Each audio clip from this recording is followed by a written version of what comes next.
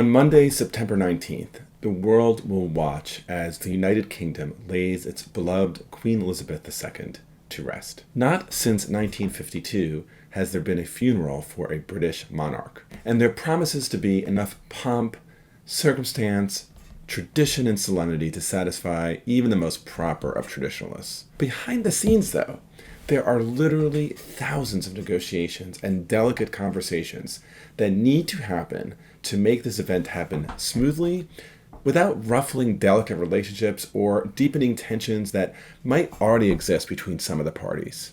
Consider some of the complexities.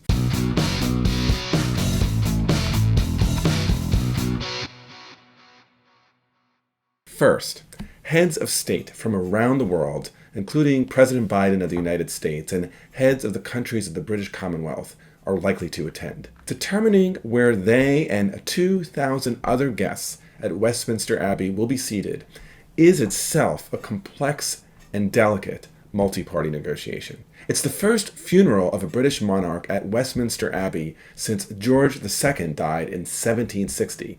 So suffice to say, one can't just look and say, how did we do it last time, for a lot of guidance. I mean, after all, the United States was still a British colony in 1760. Consider also that even the funeral of the Queen's beloved late husband, Prince Philip, in 2021, it was conducted during COVID, when restrictions forced a much smaller and much more contained event, still resulted in the production of a very complex map just for seating the royal family.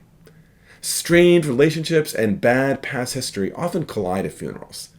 And a royal funeral, to be honest, is no exception. Consider at least a few of the difficult conversations that the Queen's funeral will bring to the fore. First, it's relatively well known that tensions exist between the new Prince of Wales, William, and his younger brother, Harry. It's also equally understood that there is no special love between the wives, Kate and Meghan. How they'll interact at the funeral of their grandfather, and as they console their own father, the king, is something that many will be watching extremely closely.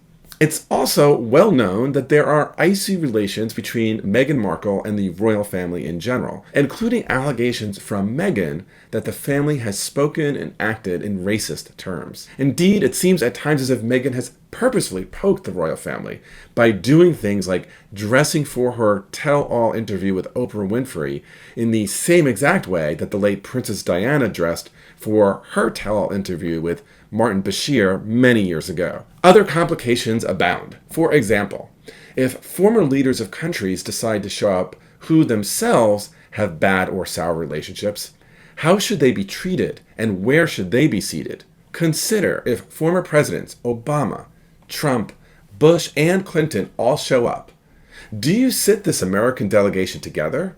Or do you separate out the one American president who doesn't seem to get along with the others? Add to this complication, of course, that the real reason why people show up at funerals is to pay respect to the deceased and to offer solace and comfort to the grieving family. So this is a veritable minefield of negotiations that can go off the walls and difficult conversations that can either blow up in ruinous ways or perhaps open up places of reconciliation and healing. Now, most funerals neither have heads of state showing up, nor do they have the security issues, nor do they have the eyes of the world upon them in the way that the royal family will on Monday. Having said that, I'm sad to say that many funerals have lots of the same kinds of complicating negotiations and difficult conversations that come up. For example, who should be invited to the service and the events that might follow? And where might these people be seated? And how should awkward relationships and difficult conversations be handled? In this video, I'm going to offer 4 negotiation and difficult conversations tips for those who need to organize a funeral that might pose complicated and stressful relationship issues. In addition, if you stick around to the end, I'll offer advice on how to handle an invitation to a memorial or a funeral that might pose discomfort or awkwardness for you. And I'll share my own story of how I handled a very uncomfortable memorial event to which I'd been invited. I'm Bob Bordone. I'm a senior fellow at Harvard Law School, the founder and principal of the Cambridge Negotiation Institute, and today I'm going to share with you tips on handling difficult conversations and negotiations related to funerals. Okay, my first tip is consider your purpose. Each event during a memorial or a funeral series of events ought to have a purpose. For example, is this primarily a chance to honor the deceased? Or is it a chance to give comfort to the family? Or is it a chance to allow those who know the deceased to say goodbye? In determining who might be welcome to any particular event within a series of events remembering someone after they passed, you might want to create opportunities for each of these and be clear about the purpose of each. For example, a memorial service to honor the deceased often has a much wider range of invitation than something that might be just for giving comfort to the family. In between might be something that gives people a chance to say goodbye. So if you are clear, the funeral, for example, is for close family, a wake might be for those who want to say goodbye, and a memorial service that might be held down the road is wider and a chance to honor the deceased for those who may be interested. Clarity around purpose helps reduce the likelihood that those who are not invited to a particular event might feel hurt or left out. My second tip is, as much as possible, prioritize the preferences of the deceased. Now, you can't do that if you haven't had a chance to talk to the deceased before they are deceased. And so this is an invitation to have a very difficult conversation with those who may be getting older in your family and to really ask them, what are their preferences when it comes to their wake or funeral or memorial? My own experience is that family members who may not get along with each other or may have very bad feelings with each other are likely to defer to the very clearly articulated preferences of their loved one who has passed away. So asking someone to consider their funeral preferences, as much as that is a difficult conversation, is actually a gift to the family going forward. Now, clearly, this is something that Elizabeth II did. One of the things we know is that both Prince Philip and Queen Elizabeth II spent a lot of time being very clear about their own preferences once they passed. They did this in part because they knew the eyes of the world would be upon them, but in part to make it easier on their own children and the royal family in working out details that would necessarily be incredibly complicated. So, if you have the chance, and if you have loved ones who are getting older, take the time to initiate a difficult conversation with them. They may not want to have this conversation. You may not want to have this conversation. But the more clarity around their preferences, the easier it will be once they pass to work out some of these hard details. Second, imagining that you have not had this conversation, look to objective criteria. Okay, I know this sounds extremely clinical when it comes to speaking about a memorial service or a funeral for a loved one. But hey, I am a negotiation scholar. And truth be told, I've also helped a number of individuals who are trying to navigate these issues. So let me say this about the use of objective criteria. When I say objective criteria, here are some of the things that I'm thinking about. For example, if the deceased comes from a religious tradition, sometimes there may be a rite or a protocol that the tradition provides about how things might be done in certain circumstances. While no one might like that protocol, the advantage is that following the protocol may actually prevent further hurting people's feelings. Indeed, one advantage that the royal family has is that there is so much prescribed protocol. Taking something out of the realm of a personal battle or a personal grievance or a personal fight and moving it to objective criteria can perhaps take the sting out of someone being told to sit in the fifth row, or the sting out of someone who finds out that they aren't going to be the pallbearer at their uncle's funeral after all. So often religious faiths have protocols, but sometimes there are national protocols that exist, or if you are using a funeral home, sometimes even they may have a standard protocol that they may use. The idea here is to use something that makes the decisions without implicating or further hurting personal relationships. Now, let's imagine that objective criteria hasn't worked. Then my fourth piece of advice is look to third parties for help. Now, if you've been watching my channel, you know I talk a lot about how mediators can help resolve conflicts. Do not worry, I am not suggesting that you hire a mediator to help you work through awkward family situations in the planning of a loved one's funeral or memorial service. Even if that were a good idea, and frankly, I don't think it is, it's often just impractical given how quickly a memorial or funeral needs to be arranged in many religious and family traditions. However, you can still look to third parties. For example, Often, there may be a trusted senior member of a family who might offer advice or solutions or insights or wisdom. Often that person can help smooth things over.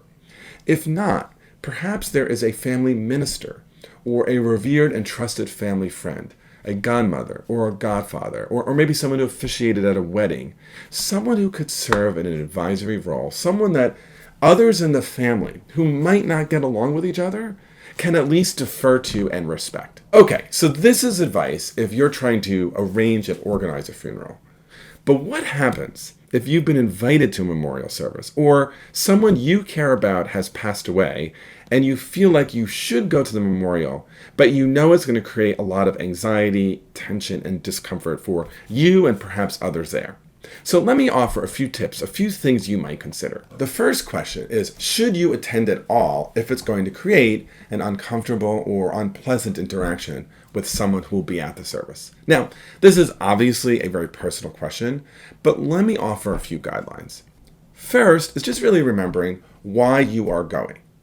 Presumably, you are not going because of who's going to be there or who might be upset. You are going to honor and give respect to the person who has passed. With that in mind, then, I want to invite you to lean into this concept of conflict resilience. That is to say that each of us has to sometimes learn to feel uncomfortable, to be in the presence of those with whom we have very strong disagreement, and to do so in a way that doesn't escalate, doesn't make things worse, but allows us to be fully present and there. And so I would say leaning into this conflict resilience, leaning into this discomfort is something worth considering. Third, I might even invite you to think about, is this an opportunity for some kind of perhaps reconciliation of differences or reaching some kind of détente with a family member with whom, for example, you haven't spoken in many years? If that exists, though, I want to suggest that you consider contacting that person in advance of the memorial service. Suggest perhaps meeting sometime after the memorial service, not actually at the funeral itself. This has a few advantages, right? First, by reaching out in advance, you can reduce the awkwardness you might feel at the event. Secondly, of course, it sets up an opportunity for a difficult conversation later. And doing that conversation later is just a better time and place to have a difficult conversation than at the memorial service itself. Now, if this is not an opportunity for reconciliation, or you're uninterested, then my advice would be, if you can still attend, it's worth it, but to think about how can I minimize my contact with those with whom I may have bad relations. So this can be talking to others who will be there, to ask them to stick with you, maybe to get a sense of where the people you are uncomfortable with are sitting and try to avoid them as much as possible. The goal here, though, right, is if you do decide to attend, sitting with your own discomfort is worthwhile, but this is not an opportunity to bring up old wounds or to escalate. Finally, you may decide that this event is too triggering, that being in the presence of these people with whom you have bad relationships feels too unsafe to you, too discomforting, and that you simply cannot go. I want to say that if that is the case, that is 100% okay. Your interest in going is to honor the deceased. And there are all sorts of ways to honor the deceased that are different from attending a funeral or a memorial service. I'll give you a real example for me. Some years ago, someone that I had a long-standing relationship with over many years passed.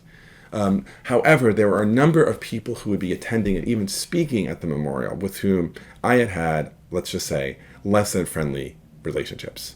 I spent a lot of time thinking about whether I should or could attend. And in the end, I decided that it would be both more uncomfortable for me and the others to show up, and that there were really nice ways that I could honor the other person.